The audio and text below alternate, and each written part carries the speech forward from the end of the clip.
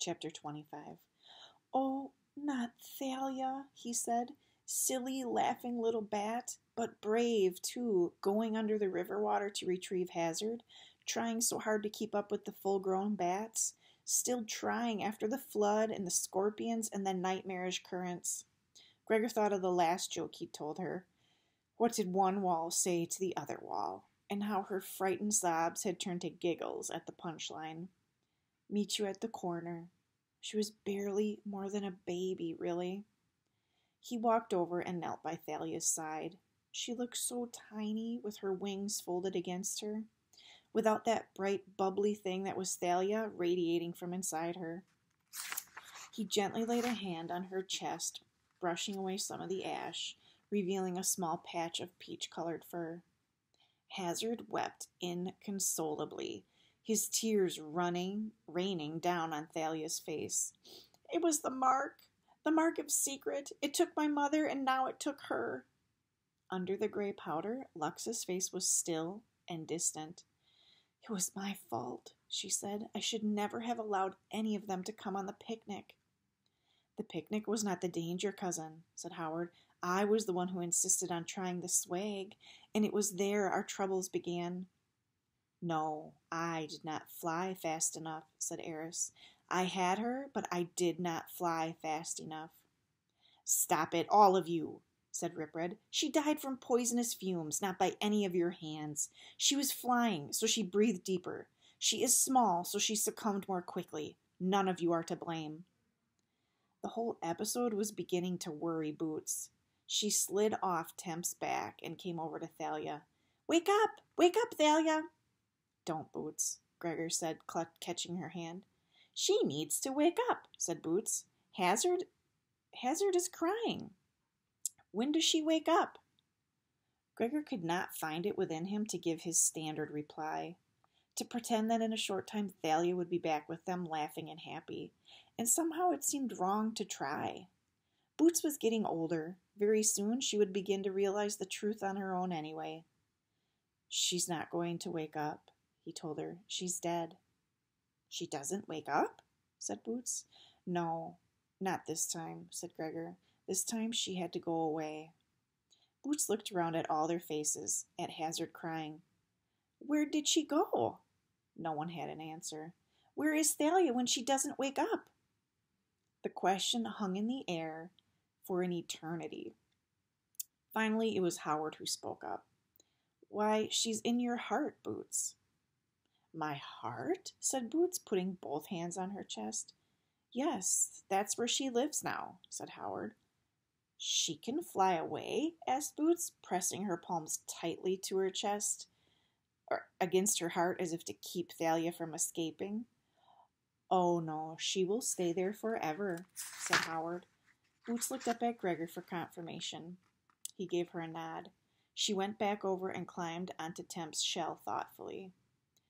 "If you mean to do something with her, do it now. We cannot stay here longer. This dust will finish us all," said Ripred. "I will take her," said Eris. "Hazard, you must say goodbye now," said Luxa. "No," cried Hazard. "No, you can't take her. I won't let you." And then an awful scene followed, where they literally had to drag Hazard from Thalia so that Eris could take her body away. To where, Gregor did not know. There was no comforting the little boy. Howard finally got a dose of sedative down his throat between wails, and his sobs quieted. Ripred sent Aurora and Nike ahead to scout for a less toxic area. While they were gone, Howard cradled Hazard in his arms and rocked him back and forth. "You know, I lost my bond too," said Howard. Thalia and Hazard were not officially bonds, but it seemed a minor detail now. Pandora was her name. "What happened to her?" asked Hazard. "We were on the waterway. She flew out over an island and was attacked by mites. They killed her," said Howard. "Couldn't you help her?" asked Hazard. "No, I wanted to. Even when she was lost, I still wanted to try. But there was nothing I could do," said Howard. "Nothing but cry, just like you are crying now." "What was she like?" asked Hazard. Funny and curious. She always had to be the first one to see something new, and she loved to eat shellfish, said Howard with a smile. Great big piles of them. Gregor thought of the slimy shellfish. Howard had kept insisting were a delicacy and wondered if his passion for them had anything to do with how much he associated them with Pandora. "You're not crying now," said Hazard. "No," said Howard. "I have become used to carrying her in my heart." "My heart is so crowded already," whispered Hazard. "But I am sure the others will make room for Thalia. She is not a very big bat." And with that, he drifted off to sleep. Gregor thought about all the others Hazard had lost. His mother, his father, Frill, and now Thalia had gone to join them. They were all silent for a while. No one wanted to be responsible for waking Hazard up and bringing him back to this aching reality. Finally, Ripred spoke to Gregor. "Well, at least you showed up. Thought we'd lost you for good." "I'm all right," said Gregor. "What happened?" "Not exactly sure. You blacked out and fell. Fortunately, you had the sense to push your sister onto the bat's head," said Ripred. "Eris tried to go back for you, but he had no idea where you were, and the ash was so deep." "I'm all right," Gregor repeated, although this was one of the worst days of his life.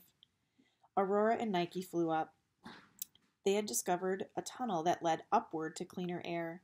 Everyone could squeeze on to the two bats, except Ripred, who said he would wait for Eris anyway, and then follow their trail. It was only a short flight to the passage. The higher they traveled, the sweeter and cleaner the air got. Eventually, they broke free of the tunnel and came out onto a rock formation with a flat top and vertical sides. Fresh breezes washed over them. A cold spring burbled out of a crack and fell hundreds of feet, where it disappeared into a dimly lit tangle of thick vines. "We're back at the jungle," said Gregor. "Yes, it borders the Firelands," said Howard.